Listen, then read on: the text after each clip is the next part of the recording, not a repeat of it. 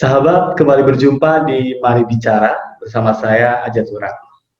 Saya ingin kembali bicara tentang kebijakan pendidikan di tanah air yang diambil oleh Mas Menteri Nadiem Makarim yang terbaru yang disuarakan bicara tentang dana operasional sekolah atau BOS. Sejak Februari, Mas Menteri sering menyampaikan bahwa dana BOS bisa digunakan untuk hal-hal lain yang dianggap penting dan kebijakannya ada di kepala sekolah. Terbaru juga hal ini dikuatkan kembali bahwa kepala sekolah punya kewenangan untuk memutuskan penggunaan dari dana bantuan operasional sekolah ini. Istilah Mas Menteri itu diskresi kepala sekolah. Ini disampaikan dalam kunjungannya di NTT beberapa waktu yang lalu. Jadi Mas Menteri ingin menegaskan bicara tentang merdeka belajar, salah satu kewenangan yang dibebaskan adalah tentang penggunaan dana operasional sekolah.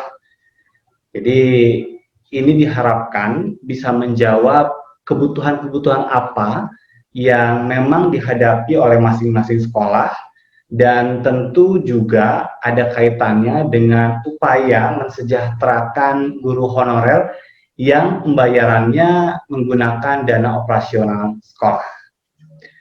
Tapi apakah diskresi kepala sekolah berkaitan dengan pengelolaan dana pendidikan ini satu hal yang baik, atau kita harus juga punya rencana pengawasan yang lebih ketat lagi, karena bukan tidak mungkin diskresi ini akan melahirkan kemungkinan kasus korupsi baru terkait dengan penggunaan dana BOS. Bicara tentang BOS 2021, Mas Menteri Nadiem Makarim mengatakan bahwa nanti ke depan besaran dana untuk masing-masing sekolah digantungkan juga untuk lokasi sekolah, terutama untuk daerah 3T tentu akan berbeda jumlahnya dengan sekolah-sekolah di perkotaan, karena kalau di NTT, di Papua, biaya tukang aja katanya bisa lebih besar daripada Jakarta, maka tidak adil jika jumlahnya disamakan. Ini kebijakan yang tentu menjawab ya harapan dari banyak pihak soal rasa keadilan itu tidak harus sama. Tetapi kebijakan ini pun harus disertai dengan langkah-langkah yang lebih ketat lagi, terutama melakukan pencegahan sedini mungkin supaya dana operasional sekolah ini benar-benar digunakan untuk kepentingan perbaikan pendidikan. Sebelum saya menyinggung soal tata kelola anggaran, yang juga menjadi perhatian saya sejak lama adalah bagaimana pertanggungjawaban dana operasional sekolah ini dikaitkan dengan peningkatan mutu pendidikan di masing-masing sekolah. Ini yang tentu harus dijawab oleh pemerintah di tengah besarnya anggaran biaya operasional sekolah ini yang dikeluarkan setiap tahun.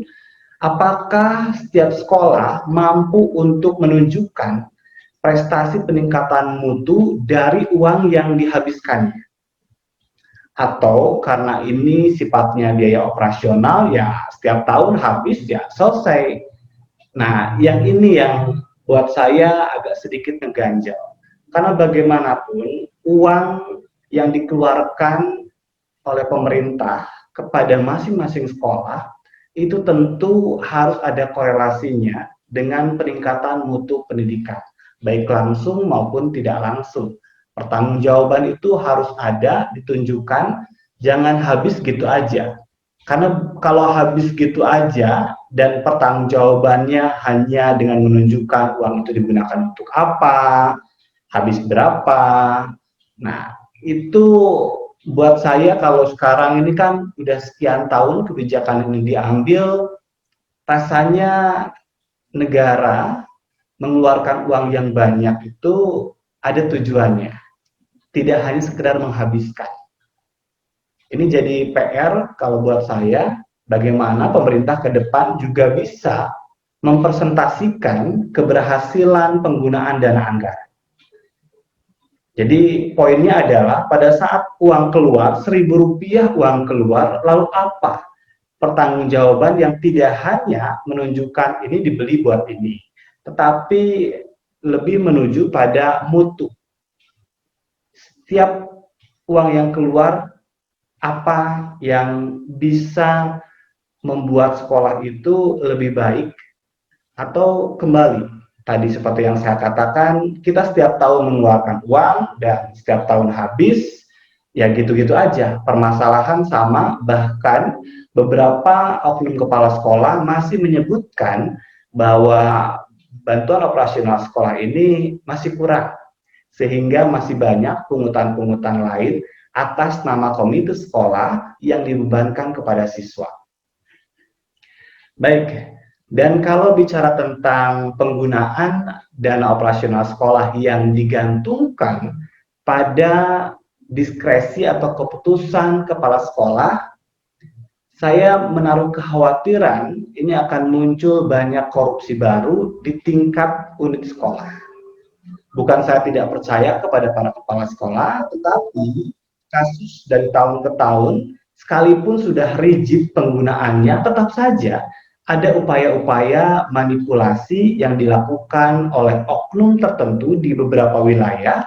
Yang harus tahu juga, Mas Menteri, kalau kita review dari beberapa kasus, ini menunjukkan upaya dari beberapa oknum untuk mengakali, walaupun sudah rigid teknisnya. Tahun lalu, Menteri Keuangan Republik Indonesia Ibu Sri Mulyani pernah mengungkapkan bahwa praktek korupsi anggaran pendidikan ini masih terjadi, di mana sejumlah oknum di daerah, di sekolah, masih meminta adanya praktek jatah dari dana BOS itu.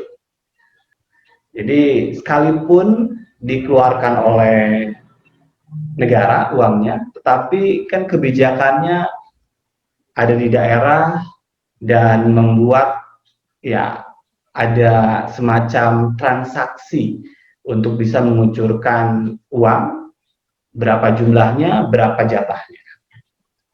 Sekarang ini ada perbaikan yang dilakukan oleh pemerintah di mana uang tersebut langsung masuk ke rekening sekolah dan didistribusikan oleh pusat.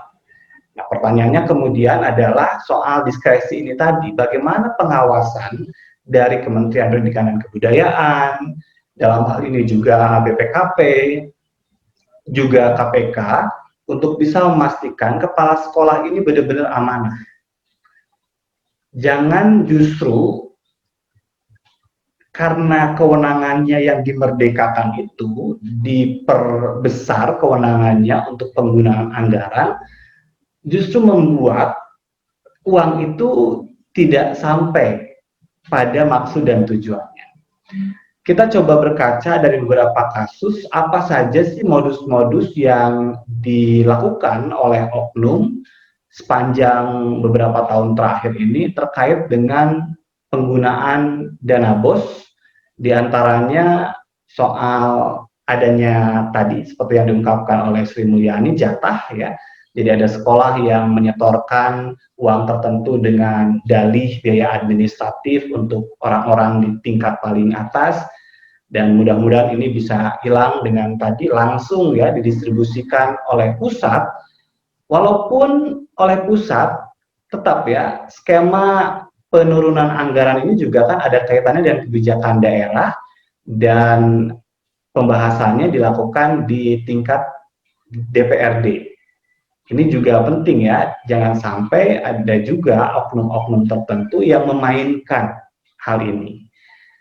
Ada juga modus lain bicara tentang banyak kepala sekolah yang bekerja sama dengan oknum pengawas BPKP. Jadi nyogok buat memperlunak pengawasannya. Ini pernah terjadi di Cianjur, Jawa Barat. Ada lagi soal penggunaan anggaran di luar juknis. Sekalipun sudah rigid, ada banyak loh ya.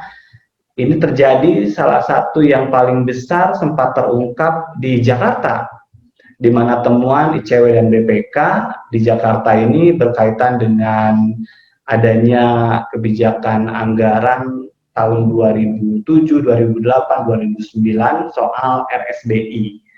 Nah, ini ada blok green ya yang cukup besar angkanya, dan ini digunakan tidak sesuai dengan petunjuk teknis.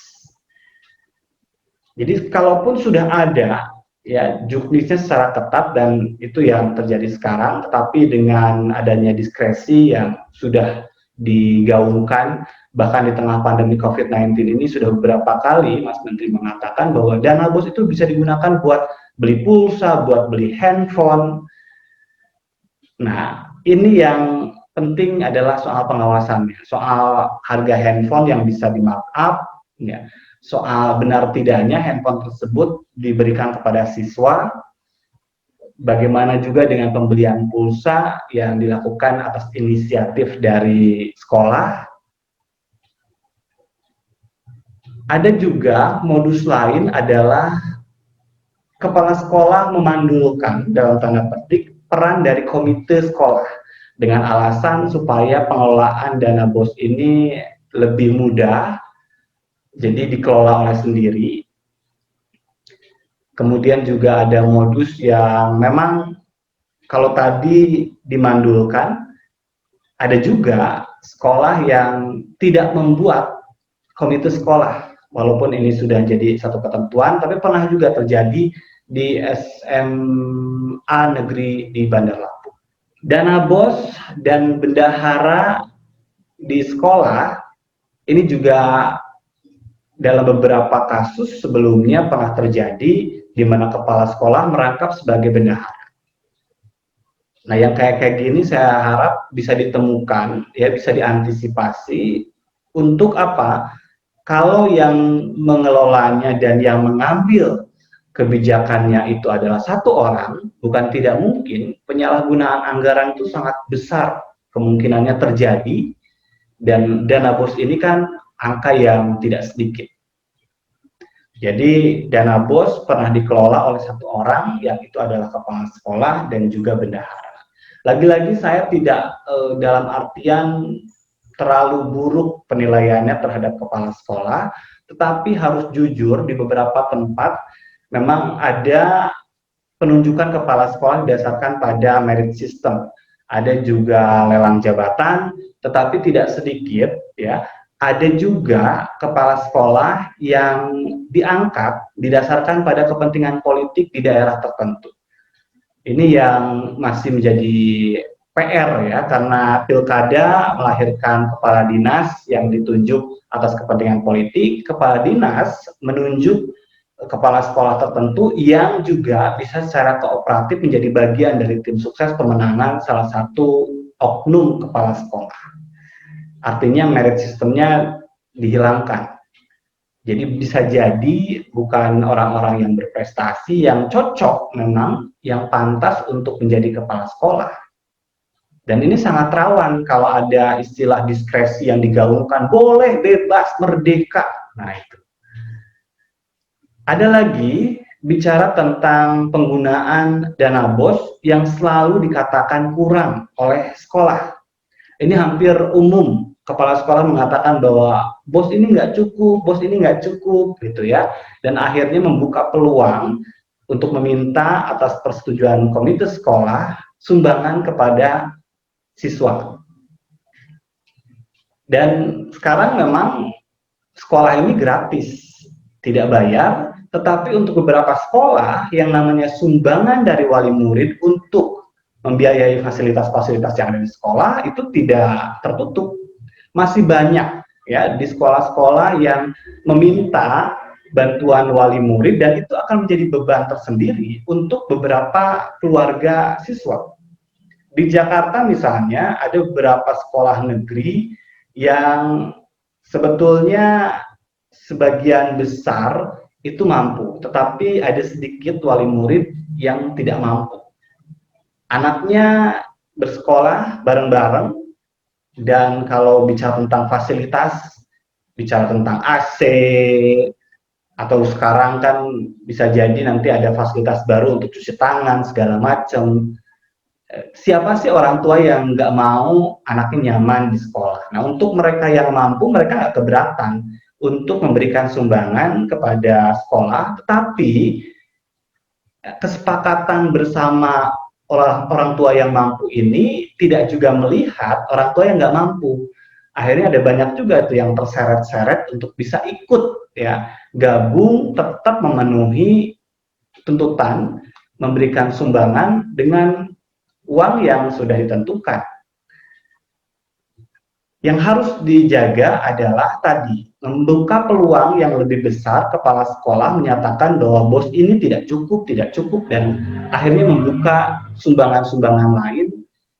Kita jadi curiga, apakah misalnya ya, untuk membeli sesuatu dia minta sumbangan, dan akhirnya dana bosnya itu dia gunakan untuk kepentingan pribadi dengan kwitansi palsu, dengan tanda tangan palsu.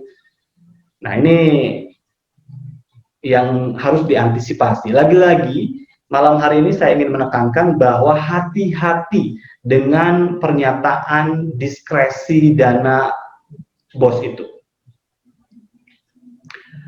Dana bos ada juga yang memang sengaja dikelola tidak transparan. Jika sebelumnya ada banyak sekolah yang diminta untuk mempublikasikan penggunaannya, tidak sedikit yang menutup-nutupinya.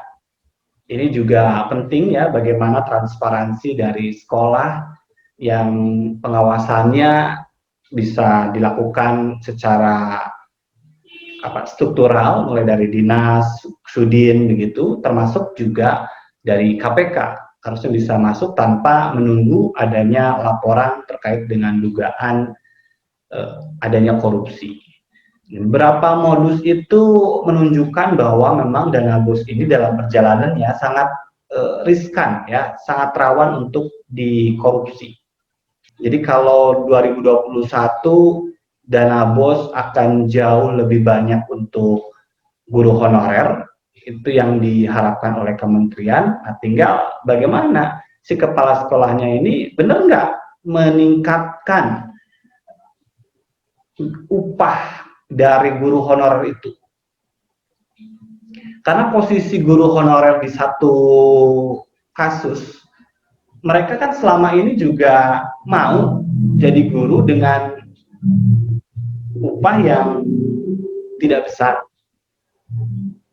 Nah, kemudian diperjuangkan untuk upahnya bisa lebih tinggi. Nah, bisa jadi memang dalam laporannya upahnya lebih tinggi, tetapi oknum-oknum kepala sekolahnya tetap memberikan upah yang sama seperti perjanjian kerja sebelumnya yang dilakukan misalnya di bawah tangan sebelum mereka merekrut orang-orang. Nah, mudah-mudahan ini sudah terpikirkan ya. Jadi membuat laporan palsu, honor yang tidak masuk, dan juga sekarang soal pemberian handphone, nomor telepon, pulsa, ya. Jangan juga ada markup, kwitansi palsu, juga ini harus diantisipasi. Boleh jadi memang ke depan kan akan juga dilakukan semacam laporan digital. Nah, ini untuk soal kecepatan, ya begitu kan. Tapi tadi di lapangan, kalau ada kewenangan kepala sekolah yang diperluas, diskresi itu tadi, yang membuat kepala sekolah bisa bermacam-macam melakukan improvisasi. Saya setuju, improvisasi itu bisa membuat orang berkembang. Tetapi kalau untuk orang yang jahat, itu bisa juga membuat dia punya peluang untuk melakukan kejahatan, korupsi. Ya, karena ada banyak kepala sekolah yang menggunakan dana operasional sekolah ini untuk kepentingan sendiri. Kasusnya boleh kita cek ya, sudah ada yang diberitakan, begitu kan. Bahkan kalau bicara dana operasional sekolah, di tahun 2020 ini kan juga ada kasus tuh di Kejari Bogor di mana ada 6 tersangka penyelewengan dana termasuk juga bantuan operasional sekolah yang merugikan negara 17,198 miliar. Ini adalah kasus untuk penggunaan dana BOS dari tahun 2007 hingga 2019, maksud saya 2017 sampai 2019, dan ini bekerja sama antara sekolah, kemudian juga kontraktor dalam pengadaan soal seperti UTS, tryout, begitu kan, UAS. Nah, ini tidak hanya dari insan pendidikannya, tetapi juga dari kontraktornya sudah ditetapkan sebagai tersangka. Ini terjadi tahun 2020 ini. Boleh memberikan kepercayaan itu seluasnya, karena tadi ya, bagaimanapun kreativitas itu muncul dalam suasana yang tidak terkekang, tapi juga harus ada langkah-langkah antisipatif, jangan sampai dikangkangin sama orang-orang yang tadi licik. Maka perlu adanya audit independen yang juga dilakukan tidak hanya secara struktural. Berikutnya juga peran orang tua ini harus dikuatkan, komite sekolah harus banyak terlibat untuk juga ikut mengawasi penggunaan dana operasional sekolah. Perlu ada intervensi dari KPK untuk bisa mengambil alih semua urusan kasus dana operasional sekolah ini, dan ya kita harus memberikan penghargaan, ada reward, ada punishment ya untuk mereka yang sudah berprestasi. Kementerian Pendidikan dan Kebudayaan bisa menampilkan itu sebagai kepala sekolah berprestasi, tetapi untuk mereka-mereka yang terbukti melakukan penyelewengan, mau Rp1.000 pun, itu tentu harus ada penghukuman. Mulai dari, ya memang kalau bisa tentang korupsi kan hukuman pidana, di luar itu ada pemecatan, dan untuk hal-hal yang mungkin kita anggap ini masih dalam tahap tanda petik gitu ya, nyerempet-nyerempet ke pengelolaan yang buruk. Nah, itu juga harus ada warning, ada juga punishment-nya, supaya apa? Supaya semuanya menerapkan tata kelola dengan baik. Sahabat semuanya, dana pendidikan ini sangat besar, dan kalau bicara tentang negara mengeluarkan dana dari tahun ke tahun itu kan selalu meningkat, tetapi kalau kita korelasikan dengan mutu, kita selalu bertanya, kok mutu pendidikan Indonesia tuh gini-gini aja? Bahkan menterinya sendiri pun setiap ada menteri baru mengatakan bahwa perlu ada peningkatan mutu, perlu ada peningkatan mutu. Nah, artinya apa? Saya ingin mengatakan bahwa pasti ada pengelolaan anggaran yang tidak jujur di tingkat paling bawah yang membuat pendidikan ini jalan di tempat, nggak maju-maju. Kemiskinan itu ada karena ada korupsi. Kalau pemimpinnya amanah, nggak ada orang miskin. Tapi karena ada praktek-praktek korupsi yang membuat kemiskinan itu masih terjadi di 75 tahun kemerdekaan Republik Indonesia. Pun juga sama ya, kalau kita kaitkan dengan penambahan jumlah anggaran setiap tahunnya untuk sektor pendidikan, maka harusnya pendidikan kita itu kan lari terus setiap tahun.